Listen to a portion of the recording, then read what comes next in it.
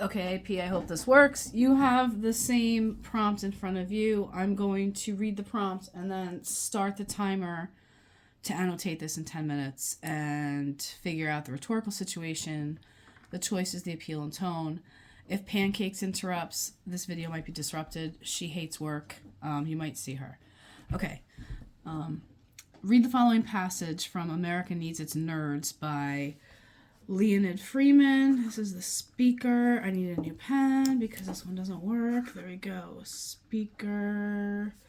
Okay, I'm assuming this is a book or an article.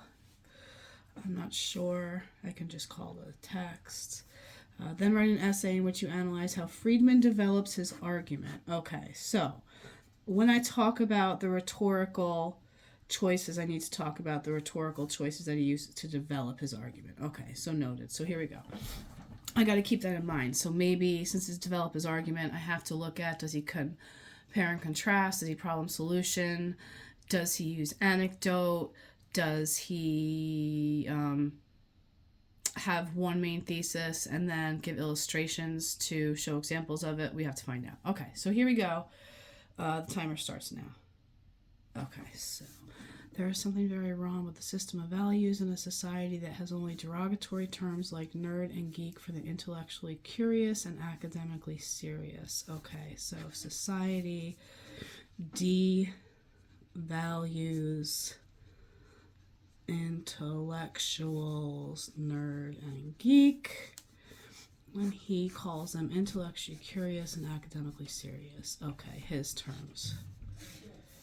A geek, according to Webster's New World Dictionary, is a street performer who shocks. I know what that is. It's a telling fact about our language and our culture that someone dedicates to pursuit of knowledge as compared to a freak. Okay, so this is a definition he uses to illustrate disdain society has for intellectuals. Pancakes, not now.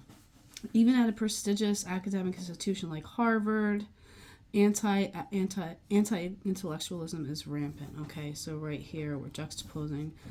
Many students are ashamed to admit, even to their friends, how much they study. It's an example. Although most students try to keep up their grades, there's a minority of undergraduates for pursuing knowledge is a top priority. Minority. So most people are not concerned with pursuing knowledge at Harvard. Nerds are ostracized while the athletes are idolized. We have juxtaposition to further illustrate stigma. The same thing happens in elementary school, high school, so read books. Again, juxtaposition.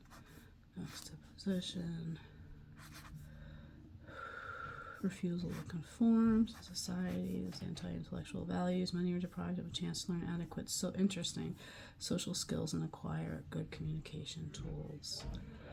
Okay. All right. So this is further hurting intellectuals themselves. Enough is enough. Okay, that's very brief. It's very plain spoken. Nerds and geeks must stop being ashamed of who they are. It is high time to face the persecutors. Oh, interesting word, diction. It's accusatory. Who haunt, the bright kid with thick glasses from Henderson and the Graves. Okay, this demonstrates the lifelong effect of the ostracism he earlier mentioned. For Pete's America's sake, the anti-intellectual values. Okay, so not just for the sake of the intellectuals, but for the country's sake. This anti-intellectual, okay, for greater good. There are very few countries in the world where anti-intellectualism runs as high in popular culture as it does in the U.S. and most industrialized nations, not least of all our economic rivals in East Asia. A kid who studies hard. Okay, so this shows where we're the outlier compared to others. In many parts of the world, university professorships, this is credibility of peers. In many parts of the world, university professorships are the most prestigious and materially rewarding positions, but not in America, where average professional ball players, athletes valued more than nerds. This is an in real life reflection of what they said happened at Harvard, where nerds are ostracized while athletes are idolized. How can a country where typical parents are shading their daughter studying mathematics instead of going dancing, or if their son reading Weber, who's a German political economist and sociologist, while his friends play baseball, be expected to compete in the technology race with Japan or remain a leading political... Okay. How long can America remain a world-class superpower if we constantly emphasize social skills and physical prowess over academic achievement and intellectual ability? Okay.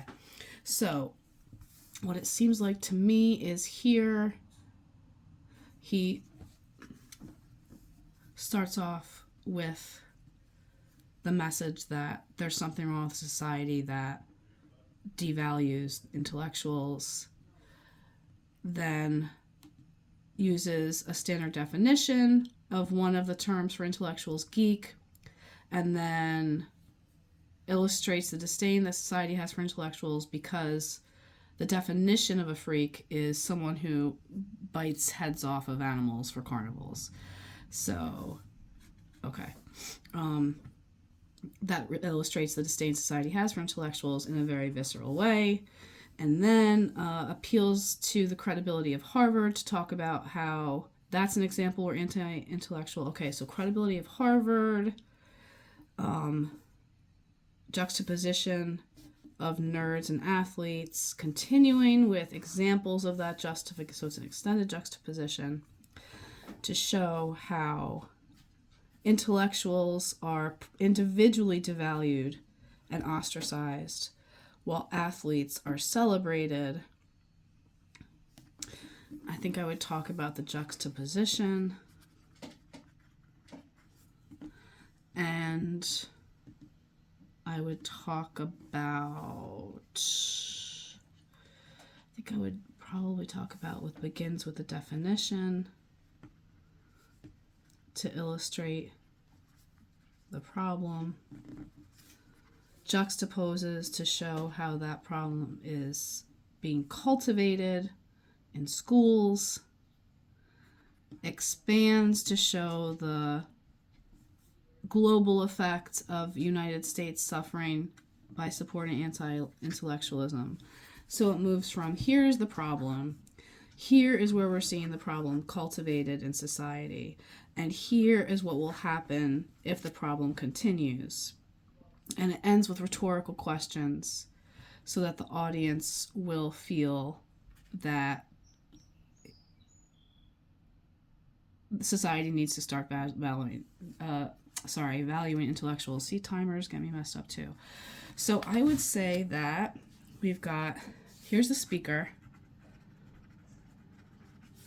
The audience is readers of this text.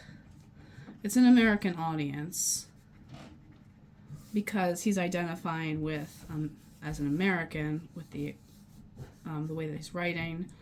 And the context is, doesn't say what year this is done, but it's a society, so I'm going to say contemporary society, where anti-intellectualism is rampant.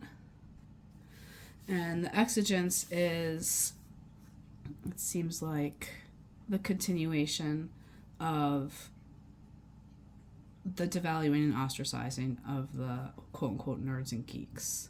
Or in general, there's no real exigence. There's no one event that sparked this, like Dr. King getting arrested and having to read what A Call for Unity while he was in prison was for him. Okay, and so I've got the audience, and the purpose is to persuade the reader. Pancakes, out of here. Why do you hate literacy? Reading's dumb. Get out of here.